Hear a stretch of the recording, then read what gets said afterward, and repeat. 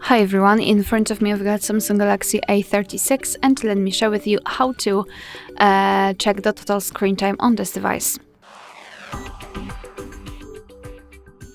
So let's start with opening the settings, and here in this general list here we have to scroll down and find digital well-being and parental controls.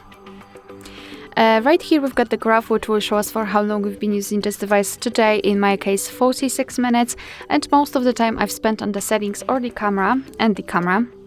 Let's tap on this graph and we will be transferred to the dashboard where we can check the specific time we've spent on the screen in particular days of the week. It's right here.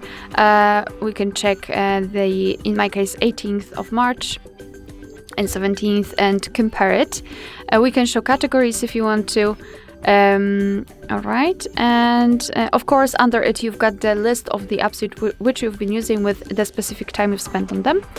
And basically this is how it works. Of course you can tap on view all to check more options because you've got only like 3, and you've got also the unlocks count and the notifications count. Alright, so that will be all. Thank you so much for watching. Please hit the subscribe button and leave the thumbs up.